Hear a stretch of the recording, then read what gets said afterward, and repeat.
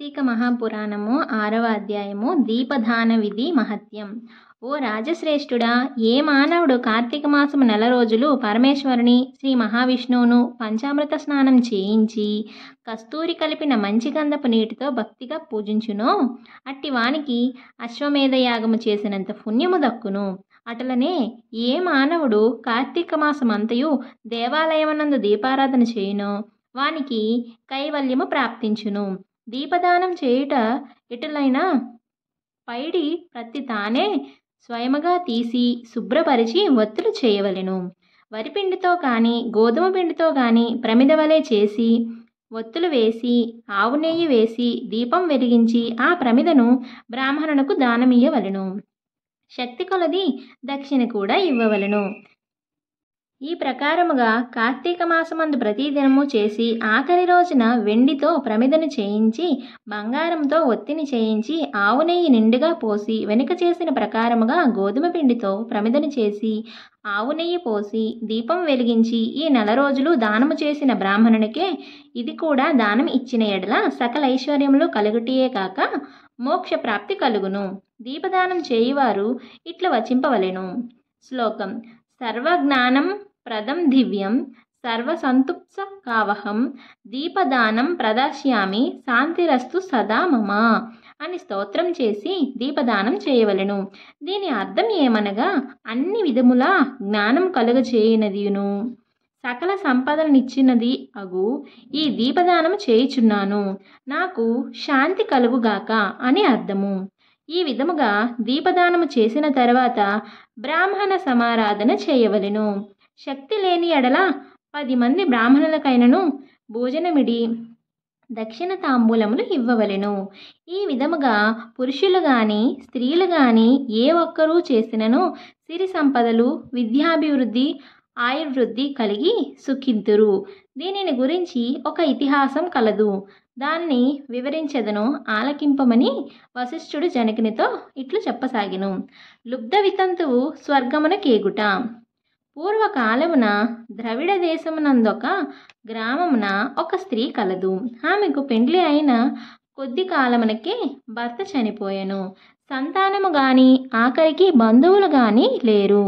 అందుచే ఆమె ఇతరుల ఇండ్లలో దాసీ పని చేయుచు అక్కడనే భుజించుచు ఒకవేళ వారి సంతోషము కొలది ఏమైనా వస్తువులు ఇచ్చిన ఎడల ఆ వస్తువులను ఇతరులకు హెచ్చు ధరలకు అమ్ముకొనుచు ఆ విధముగా తన వద్ద పోగైన సొమ్మును వడ్డీలకు ఇచ్చి మరింత డబ్బును కూడబెట్టుకొనుచు దొంగలు దొంగలించి తీసుకుని వచ్చిన వస్తువులను తక్కువ ధరకు కొని ఇతరులకు ఎక్కువ ధరకు అమ్ముకొనుచు సొమ్ము కూడబెట్టుకొనుచుండేది.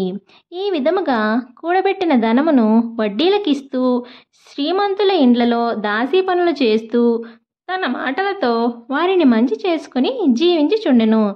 ఎంత సంపాదించిననేమి ఆమె ఒక్క దినము కూడా ఉపవాసము గాని దేవుని మనసారా ధ్యానించుట కానీ చేసి ఎరగదు. పైగా వ్రతము చేసేవారిని తీర్థయాత్రలకు వెళ్ళేవారిని చూసి అపహేళన చేసి ఏ ఒక్క భిక్షగాడికిని పిడికెడు బియ్యం పెట్టక తాను తినక ధనం కూడబెట్టుచుండేది. అట్లా కొంతకాలం జరిగెను.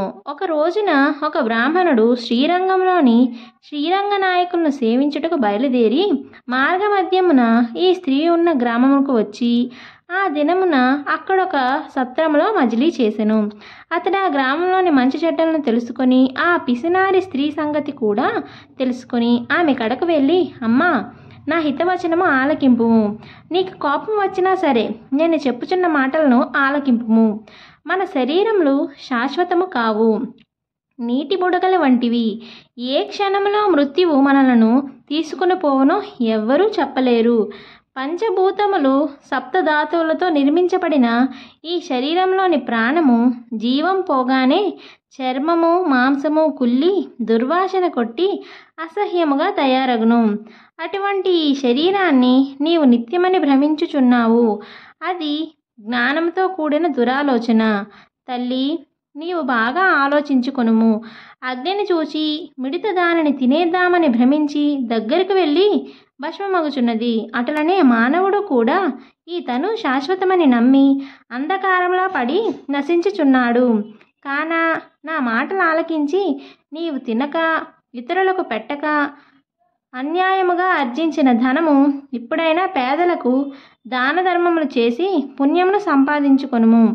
ప్రతిదినము శ్రీమన్నారాయణుని స్మరించి వ్రతాధికములు చేసి మోక్షము నొందుము.